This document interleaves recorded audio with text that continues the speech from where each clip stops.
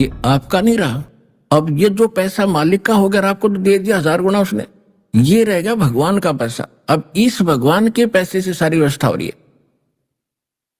तो कहते हैं जो भी वैसे अनधिकारी के पास दान किया जाता है और उससे कोई खाता है वहां पर उसको पाप लगता है, क्योंकि वो अधिकारी है ही नहीं। वो तो एक दूसरे का संस्कार आपस में फिर उलझता ही रहेगा वहां पर। यह संस्कार नहीं उड़ जाएगा आपका। आपने दान किया भगवान के निमित्त, वो आपका नहीं रहा। आप कहते ब्रह्मदंड से करे पवित्र हो जैसे का तैसा। फिर यहां परमात्मा की वाणी अमृत से उसको शुद्ध किया जाता है और फिर वो पवित्र होकर के आप में वो पैसा अन्न फिर आपको खिलाया जाता है। वो आप पर असर नहीं करेगा किसी का, लेकिन आपको उसका प्रतिफल 1000 गुना होगा।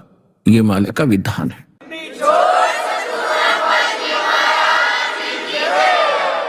तो जो प्रसंग चल रहा है कि फिर ये शास्त्र अनुकूल साधना करने से वर्षा होती यज्ञ से। अब यहां पर 5 यज्ञ होती हैं। एक यज्ञ है धर्म की, धर्म यज्ञ। पानी ये धर्म यज्ञ, मैट बिछा रखे, पंखे चलने, शेड बनाया और ये सारा व्यवस्था खाने पीने की, रजाई ओढ़ने की, ये धर्म यज्ञ।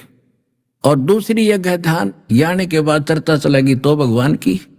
किसी से पूछ रहे होगे भाई आपको क्या लाभ हुआ, आप कितने दिन से आते हो, तो भी भगवान की चर्चा चलाएगा। दास आपको सत्संग सुनाएगा 2-2 घंटे सुबह शाम, भगवान का ध्यान रहा। बाकी समय अपना याद आएगा मुझे रामायणी करनी है, मुझे मंत्र रह गए, सुबह का रह गया, शाम का रह गया, वो भगवान का ध्यान। तो ये ध्यान यज्ञ है। एक यज्ञ है धर्म की, दूसरी यज्ञ है ध्यान, तीसरी यज्ञ हवन की। यहां पर इस समागम में 10 क्विंटल का हवन होगा, 10 क्विंटल घी का, 1 टन घी का। और इससे पिछले में इससे भी ज्यादा हुआ था। तो कहने का भाव है फिर परमात्मा इब देखो काल ने कैसा जुल्म कर दिया। प्रत्येक हिंदू के घर में एक जोत जड़ा करती देसी घी की, सबके घर में। फिर ये सिरफिरे कुछ पंथ चालू हो गई, राधा स्वामी पंथ, इधर कह दिया कि जोत नहीं लगानी, प्रसाद भी नहीं बांटना, कुछ नहीं करना, अंदर जोत जलाओ। अंदर तुम्हारे खाक है, ज्ञान तुम्हारा नहीं, नाम तुम्हारे पास नहीं। अंदर की जोत का तो पता हमने जैसी जलेगी, उसी जाल की जलगी जो प्रवर्तक था भूत बना बैठा गुक्की में बोला है, उसकी तो जलगी जोत भीतर की, और बाकियां की जलन लग रही, हाहाकार मच रहा सबके। तो इन्होंने बैठा दिया। थोड़ा बहुत हवन जो लाभ होता था, कोई वर्षा ठीक हो जाया करती थी, तो वो इन्हें बैठा दिया। तो ये भी बहुत गढ़ा संस्कार बिगड़ गया। 5500 वर्ष बीत गए कलयुग के, और इस तरह के इन शेरफरों ने सारे अध्यात्म मार्ग को कति बिगाड़ कर धर दिया। तो अब ये शुरुआत हुई है शास्त्र अनुकूल साधना की, और इससे धर्म जो हो रहा है इसे देखियो प्राकृतिक परिवर्तन भी होगा, भगवान का विधान है। अब 1-1 महीने में 10 और 10 20-20 क्विंटल घी हवन हो रहा है, तो इसका प्रतिफल पूरे विश्व को लाभ होगा। ये जो प्रदूषण है ये भी कम होगा इससे, और वर्षा समय पर होया करेगी, सबको लाभ देगा परमात्मा।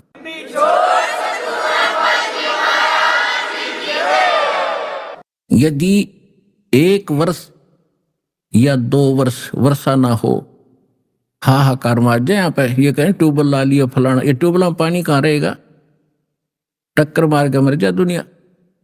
और आगे तो और जनसंख्या बढ़ेगी, इतना भी दिमाग काम नहीं करे, तुम आगे खाओगे क्या। अगर हम शास्त्र अनुकूल साधना करेंगे, परमात्मा पे आश्रित हो जाएंगे, तो हमें सब कुछ वो सतलोक से लाकर देगा। पुण्यात्माओं, भगवान है तो भगवान वाले काम करता है। हमें परमात्मा की डेफिनेशन का पता नहीं था, उसके लाभ कैसे होंगे। जब कबीर परमेश्वर जी आए हुए थे 600 वर्ष पहले ज्ञान समझाते थे। यही ज्ञान तो दास आज आपको बता रहा है, यही परमात्मा बता कर गए थे, वही सत्संग दास आपको सुना रहा है जो परमात्मा ने 600 वर्ष पहले हमें बताया था। और इन अज्ञानी स्वार्थी लोगों ने उसको दबा दिया कूड़े करकट में, अब उसको निकाल के आपके सामने किया। तो यही ज्ञान पहले बताते थे परमात्मा। तो इस बात से परमात्मा क्या कहा करते हैं कि 3 देव की जो करते भक्ति, उनकी कदे ना हो मुक्ति।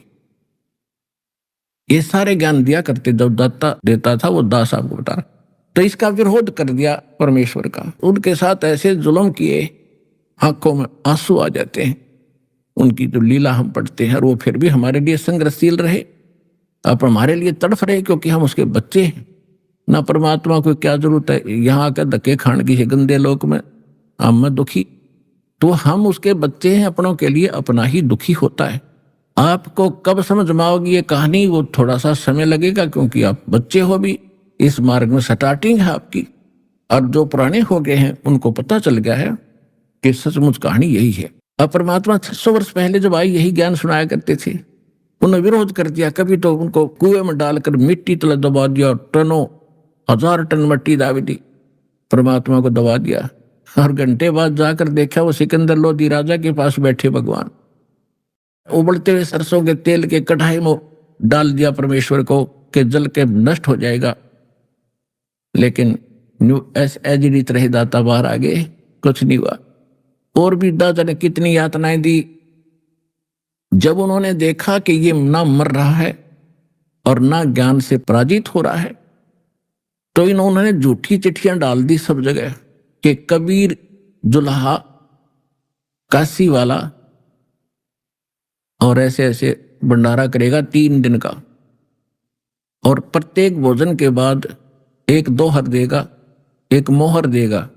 मोहर होती थी 10 ग्राम सोने का एक सिक्का बना होता था, और एक दोहर होती थी बहुत अच्छा कंबल, जैसे आजकल तो कंबल हो गए, उस समय इस सूती कपड़े की होती थी बहुत अच्छी, वो सबसे कीमती होता था दोहर। सेठ लोग ही रखा करते थे, सबके बस की दोहर रखना भी नहीं होता था। तो वो बता दिया कि प्रत्येक खाने के बाद एक दोहर एक मोहर मिलेगी, चिट्ठी में लिख दिया। और ये जितने भी संत साधु भक्त बने हैं बेचारे, निकले तो भगवान के लिए ही थे। आगे जैसे गुरु मिले वहां उन्होंने भक्ति के लिए उनके पास बैठ के, तो हजारों डेरे बने हुए थे, कई हजार की संख्या में। और वहां से सभी साधु संत मंडलेश्वर चल पड़े अपने भक्तों को ले लेकर, सारे चेलों को, कि प्रत्येक खाने के बाद एक मोहर मिलेगी, 10 ग्राम सोना प्रत्येक ने मिलेगा। तो जिसका 100 चेले थे तो 100 भी ले लिए, लंगड़े डुल्ले जो भी जैसे थे ठा लिए सारे, सब ने दौर मिलेगी मोहर मिलेगी, मेरे ठाठ होंगे, गुरुजी सोच रहा था। तो सबको ले आए, 18 लाख इकट्ठे हो गए उस दिन, सिर्फ इस लालच में। और कोई ना हो, केवल खाना खाने के लिए कह दे तो कोई ना आता। तो परमात्मा ने चाहा था कि किसी प्रकार एक बार आ जाए, मेरे लिए भटक रहे हैं, आश्रमों में बैठे हैं, संत बन गए हैं, भगत बने हैं। तो वहां परमेश्वर ने दूसरा रूप बना के और सतलोक से 9 लाख बैलों के ऊपर, जैसे गधों के ऊपर सामान लादा करें इन थैलों में, बोरों में, तो ऐसे 9 लाख बैलों पर सामान लाद के ये खांड बूरा और बने ये सारा घी है, घी के टीन के टीन, और बने बनाई लाडू जलेबी पकौड़ी कचौड़ी खुरमेड़े सारे कुछ, आलू सब कुछ ला रखे। और वहां लगा दिए टेंट, 18 लाख आदमियों का जब भोजन बनेगा काफी स्थान में। और नो पूरियां की, रोटियों की पाड़ पड़ी, चावल बने बनाए, नो ढेर के ढेर लाग रहे। और हो गया भंडारा शुरू। दूसरा रूप मालिक ने बनाया केसो नाम के बंजारे का, और आप बैठ गए चौपड़ी में। सिकंदर लोधी भी पहुंच गया वहीं पर, परमात्मा अपने डबल रोल में बैठ के वहां एक तंबू के अंदर, और जनता भोजन खा रही है।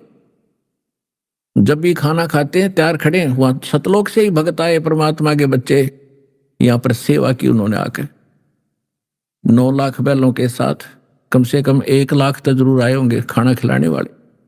तो उन सबको खाना खिला रहे हैं और 2 और मोहर रखकर साथ दे रहे प्रत्येक खाने के बाद। और कोई बेईमान नु कहे ना मेरी मां ना अण पाई कि मैं सूखा सीधा दे दो आटा, तो उनको आटा चीनी घी सारा डाल के ले जा, और ठाठो ठाठ कर रखे। यहाँ 18 लाख आदमियों को काशी जमा देते, जब बॉर्डर एक शहर था छोटा सा, वो सारा भारत निखला सकता था एट ए टाइम ला करके 18 लाख आदमियों को भोजन 3 दिन खिलाते। 2 और मोहर वो कहां से लाते? तो कहने का भाव ये है कि ये वो परमात्मा है। आप यदि सत भक्ति सच्चे दिल से पे विश्वास कर लगोगे तो ना जाने कित का बरकत दे देगा, कहाँ रख देगा, क्यों कर आपने पालेगा, क्योंकि आप उसके बच्चे हो। और जो वहां आए थे 18 लाख व्यक्ति, वो भी साधु संत भगत, बेशक डले ढो रहे थे तो बच्चे उसी के भगवान के लिए भटक रहे थे। तो परमात्मा कहते मैं रोवत हूं सृष्टि को और सृष्टि रोवे मोहे। गरीबदास इस वियोग को समझ नहीं सकता कोई। गरीबदास जी को परमात्मा बता रहे थे अपनी प्यारी आत्मा को कि मैं तो इनको रो रहा हूं क्योंकि ये दुखी हो रहे हैं और मैं मेरे बच्चे दुखी हैं तो मैं भी दुखी हूं और ये मुझे खोज रहे हैं। ये सर्व सुखदाई सारे संकट मोचन हे परमात्मा, और ये गलती से गाय के स्थान पर गधी के नीचे बैठे हैं बाल्टी ले, तो वो कहां से भरेगी। और मैं कहता हूं तुम साधना गलत कर रहे हो, मैं तुम्हारा पिता हूं, मैं तुम्हारा भगवान हूं, मुझे लात मारे और मुझे गाली दे रहे। इन्होंने काल की भांग घनी पी रखी। उन काल के दूता ने तो परमात्मा का नाश करना चाहा था कि भाग जाएगा काशी छोड़ के, जब इसकी बेइज्जती होगी लोग इसके कपड़े पाड़ेंगे, खला हमने भोजन क्यों चिट्ठी डाली थी। और इसके विपरीत परमात्मा ने ठाठों ठाठ कर दिए तो वो नीच व्यक्तियों के तो फिट्टे मुंह हो गए जो भगवान के साथ विरोध कर रहे थे। और परमात्मा का दाव लग गया कि उसके बच्चे आ गए और उनको डबल रोल में, एक तरफ कबीर साहब बैठे धानक रूप में, दूसरी तरफ केशव बढ़कर बैठे एक सेठ रूप में, धनी रूप में। केशव पूछ रहा परमात्मा से कि हे कबीर जी आप इसे गंदे लोक में क्यों आ गए, उस सच्चे स्थान ने छोड़कर जा सारे सुख। और ये लोग बिष्टा जिनके उदर में और मगन फिरे दिन रात। गरीबदास केशव के जमसर दिन की खार, ये अपने आप नांडी पाक रहे, इनके टट्टी तक इसके शरीर में भरी पड़ी है और पेशाब इसके अंदर शरीर में पड़ा है और ये अंडी पाक रहे हैं। तो इन ऐसे लोगों को आप कैसे समझाओगे। तो परमात्मा बता रहे हैं, वो प्रश्न उत्तर हो रहा है कि केशव तो नहीं जानता मेरे दुख को, ये मेरे बच्चे हैं, इनके लिए मैं भटना भटकूंगा तो कौन भटकेगा। और ये मुझे पहचान नहीं पा रहे हैं, कभी समय आएगा तो ये मुझे पहचानने भी गए और मैं उनको यहां से निकालने के लिए आया हूं। पूरा ज्ञान सुनाया तो लाखों की संख्या में 10-15 लाख उस दिन परमात्मा के शिष्य बने। वो आए थे, दुष्ट लोगों ने तो परमात्मा के साथ छल किया था और मालिक ने उसको परमार्थ कर दिया, उनके ऊपर भोजन मोहन खिलाया अरबों का और 10-20 साल का और धन दे दिया, ले तुम भूखे मरोगे, इन्हें खा लियो बेच बेच के, इतने भक्ति तो तुम करते। फिर उस समय उनको नाम दिया, प्रथम मंत्र 5 नाम, और उनको चार्ज करके चले गए परमात्मा। लेकिन हम ऐसे हैं, मानने वाले तो है ही नहीं, फिर अपनी वही गतिविधियां, फिर भी वो मंत्र जो मालिक ने दिए थे उनको जाप करते रहे तो उनको चार्ज हो गए। मोक्ष नहीं होना था, मोक्ष तो होगा अब। लेकिन वहां जो प्रसंग चल रहा था कि सभी प्राणियों की उत्पत्ति वर्षा से होती है, वर्षा यज्ञ से होती है और यज्ञ शास्त्र अनुकूल धर्म कर्मों से होते। तो ये शास्त्र अनुकूल कर्मों से अब क्या होगा, अच्छी वर्षा होया करेगी। एक बार पुनः परमात्मा ऐसी स्थिति लाएगा विश्व में, मालिक ने का वचन है, वैसे तो नहीं आने की थी, हम कति बिगड़े पड़े हैं, पर उसके वचन से यूं होगा काम, क्योंकि वो दयालु है, जो ने बोल दिया वो सच्चा होगा। जिसके एक वचन से ये सब कुछ चल रहा है, ये पृथ्वी घूम रही है। पृथ्वी की गति जो है 1,08,000 किलोमीटर प्रति घंटा है, 1,08,000। अंदाजा नहीं ला सकता इसकी कितनी गति देखो। और ये स्वयं घूम रही है ऐसे, इसकी भी 1000 मील बताओ, 1500-1600 किलोमीटर प्रति घंटा ऐसे घूम रही है, दिन रात बन रहे। और उसके वचन से घूम रही है। यह साइंटिस्ट कुछ भी अटकल लाए जाओ, गुरुत्वाकर्षण खींच रहा है, आखिर में ये डटे कहां पर है। कोई तो है ऐसा स्थान जिस सबको रोककर फिर गुरुत्वाकर्षण बनाकर घुमा रहा है। तो उसके एक वचन से चल रही है, जब तक उसका आदेश है तब तक ये ऐसे चलेगी। ना इसमें कोई ग्रीसिंग करता है, ना इसकी ओवरऑलिंग करते, ना कोई पेट्रोल डालते इसमें, आपे खका रही है। तो उस परमात्मा के वचन से सब कुछ ब्रह्मांड रचे गए एक वचन से। उसी का वचन है कि अब कलयुग 5505 बीत जाने के बाद सकल सृष्टि परवानिक हुई। पूरा विश्व इस भक्ति का मंत्र का दीक्षित होगा और काल फंद छूटे नरलोई, सकल सृष्टि परवानिक हुई। होय होय। घर घर देखो बोध विचारा, सत नाम सब ठोर उचारा। और कलयुग बीत जावे जब एता, सभी प्राणी उस परम पुरुष पद चेता, सभी प्राणी उस परमात्मा के उस परम पद के जानकार हो जाएंगे जो गीता अध्याय नंबर 15 के श्लोक नंबर 4 में जिसके विषय में कहा है कि जहां जाने के बाद फिर लौटकर कभी संसार में नहीं आते, परमात्मा के उस परम पद की खोज करनी चाहिए। कहते उस परम पद के सभी बच्चा बच्चा जानकार हो जाएगा। अभी तक तो सुना भी नहीं था हमने, और स्वर्ग स्वर्ग सुन रखा था बस। तो आज आपके मुख पर सतलोक सचखंड सतलोक सतलोक हो रहा है, बालक बालक के मुंह पे। तो ये भगवान के वचन से हो रहा है, आपको सुहारा, आपको सत लग रहा है कि सचमुच यही है, क्योंकि ये 100 प्रमाणों से प्रमाणित है, कोई ऐसे डूम भाट के गीत नहीं है ये।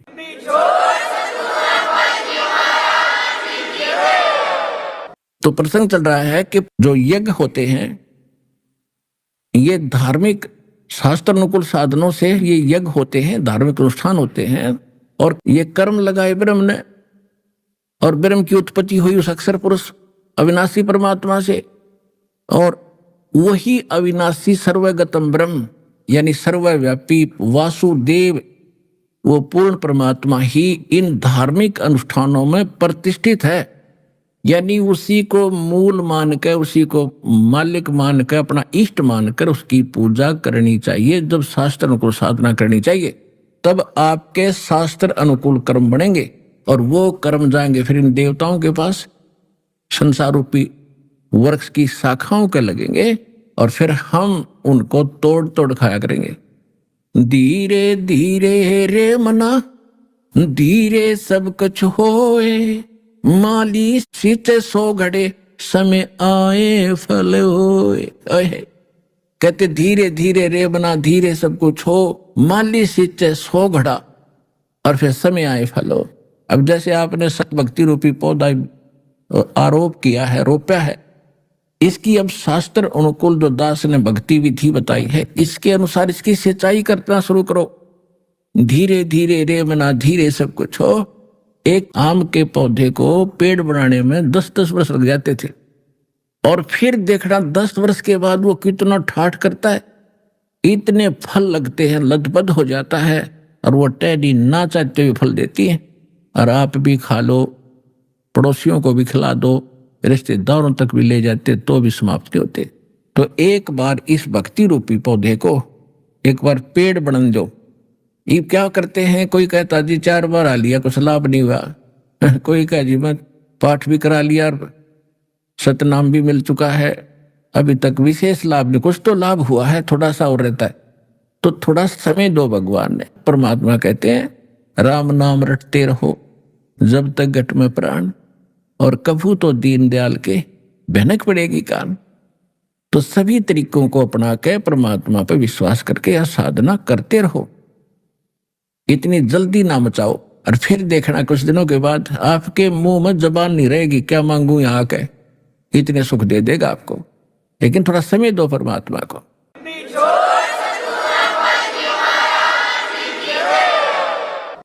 अब जो प्रसंग चल रहा है कि सत्संग परमात्मा ही करते हैं, या उसके कृपा पात्र उन्हीं की भाषा को बोलते हैं, और विश्व में कोई सत्संग नहीं कर सकता, ना कोई सत्संग जानता। जैसे परमात्मा ने सूक्ष्म वेद के अंदर कहा कि 3 लोक और भवन चतुर्दश कोई नहीं सत्संगी। गीता अध्याय नंबर 7 के श्लोक नंबर 19 में कहा है कि बहु नाम जन्मा नाम अंते ज्ञानवान माम प्रपते, और वासुदेव सर्वमिति स महात्मा सुदुर्लभ है। गीता ज्ञानदाता ब्रह्म कहता है कि अन्य मेरी पूजा भी बहुत ही कम करते हैं। गीता अध्याय नंबर 7 के श्लोक नंबर 12 से लेकर 15 में 4 श्लोकों में उसने बताया है कि अधिकतर लोग रजगुण ब्रह्मा सतगुण विष्णु तमगुण शिव जी तक की भक्ति पर ही आरूढ़ हैं, और ऐसे व्यक्ति राक्षस स्वभाव को धारण किए मनुष्यों में नीच दूषित कर्म करने वाले मूर्ख मेरी भक्ति भी ना करते। फिर अपने बारे में बताता है 7वें अध्याय के 16 से लेकर 18 तक, 16, 17, 18 3 श्लोकों में बताता है कि 4 प्रकार के मेरी भक्ति करते। उनमें ज्ञानी अच्छा है, आर्थ अर्थार्थी जिज्ञासु। अर्थ तो होता जो संकट मोचन के लिए, संकट निवारण के लिए वेदों के मंत्रों से ही कोई अनुष्ठान करता है, वो कोई अन्य आरती नहीं करता उसमें, वो भी ब्रह्म साधक है, काल का साधक है। और फिर जो अर्थार्थी यानी धन लाभ के लिए भी धार्मिक जो अनुष्ठान करेगा वेद मंत्रों से ही करता है यज्ञ आदि, तो वो भी काल का ही पुजारी है। और जिज्ञासु जो घर से निकलता है परमात्मा की जानकारी के लिए, जैसे उनको संत मिलते हैं, साधु मिलते हैं, उनसे ज्ञान ग्रहण करके स्वयं वक्ता बन जाता है, वो भी रिजेक्ट कर दिया। चौथा बताया ज्ञानी। ज्ञानी व्यक्ति वो होता है कि मनुष्य जीवन मुश्किल से मिला है और यदि इसमें मोक्ष नहीं हुआ तो इसका व्यर्थ है, चाहे प्रधानमंत्री बन जाए किसी देश का। और उनको ये भी ज्ञान हो जाता है कि अन्य देवताओं की पूजा से कोई लाभ नहीं, केवल एक भगवान की भक्ति से मोक्ष होगा। वो तत्वदर्शी संत ना मिलने के कारण ये ब्रह्म कह रहा है वो मेरे वाली घटिया साधना में व्यस्त रहे, क्योंकि उनको तत्वदर्शी संत नहीं मिला, क्योंकि वो ज्ञानी आत्मा है तो उदार, लेकिन ये मेरे वाली अनुत्तम गति में ही आश्रित रहे। गीता अध्याय नंबर 2 के श्लोक 12 में, गीता अध्याय नंबर 4 के श्लोक नंबर 5 में, गीता अध्याय नंबर 10 के श्लोक नंबर 2 में ये स्वयं कहता है कि अर्जुन तेरे मेरे बहुत जन्म बोलिए, तू नहीं जानता मैं जानता। तो इससे सिद्ध है कि इसकी भक्ति करने से वो परम शांति नहीं मिल सकती। तो गीता अध्याय नंबर 18 के श्लोक नंबर 62 में, गीता अध्याय नंबर 15 के श्लोक नंबर 4 में वर्णित है कि उस परमेश्वर की शरण में जा जिसकी कृपा से तू परम शांति को और सनातन परम धाम को प्राप्त होगा, जहां जाने के बाद फिर लौट कर कभी संसार में नहीं आते। उस परम पद की खोज करनी चाहिए। तो वो परम पद इस काल की साधना से प्राप्त नहीं हो सकता। इसका ओम नाम है। गीता अध्याय नंबर 8 के श्लोक नंबर 13 में इसने कहा कि ओम इति एकाक्षरम ब्रह्म व्यवहारण माम अनुस्मरण ये प्रयाति तदन देहम से याति परमाम गतिम। मुझ ब्रह्म का केवल एक ओम मंत्र है, और जो इसकी साधना करता हुआ भक्ति कर उच्चारण करके सिमरण करता हुआ शरीर छोड़कर जाता है तो इससे मिलने वाली परम गति प्राप्त होती है। ब्रह्म की साधना ओम मंत्र है, उसकी प्राप्ति ब्रह्मलोक है। 8वें अध्याय के 16वें श्लोक में कहा कि ब्रह्मलोक में गए हुए प्राणी भी पुनरावृत्ति में वहां गए भी वापस जन्म बनवाते। तो वो स्थान जहां जाने के बाद फिर लौटकर संसार में नहीं आते, वो ब्रह्म साधना से नहीं प्राप्त होता। इसलिए इसने 7वें अध्याय के 18वें श्लोक में कहा कि मेरी साधना भी अनुत्तम है, घटिया है। ये ज्ञानी आत्मा है तो अच्छी आत्मा, नेक आत्मा, ये मेरे वाली यानी ब्रह्म के से होने वाले लाभ तक सीमित है। ये गति भी इनकी अश्रेष्ठ व्यर्थ है। इसलिए 7वें अध्याय के 19वें श्लोक में कहा कि बहु नाम जन्मा नाम अंते ज्ञानवान माम प्रपते। बहुत ही जन्मों के किसी अंत के लास्ट जन्म में कोई मेरे तक बुद्धि उठती है किसी की, ब्रह्म तक, ना तो अन्य देवताओं में लगे रहते हैं ये भोली आत्माएं। और वासुदेव सर्वमिति स महात्मा सुदुर्लभ है। ये बताने वाला कि वासुदेव वो परम अक्षर ब्रह्म ही सब कुछ है, वही पूज्य है, वही इष्ट रूप में मानने योग्य है, वही सर्व पाप नाशक है। उसी की साधना करने से हमारे शास्त्र अनुकूल साध कर्म बनते हैं, उसी से हमें सर्व लाभ होता है।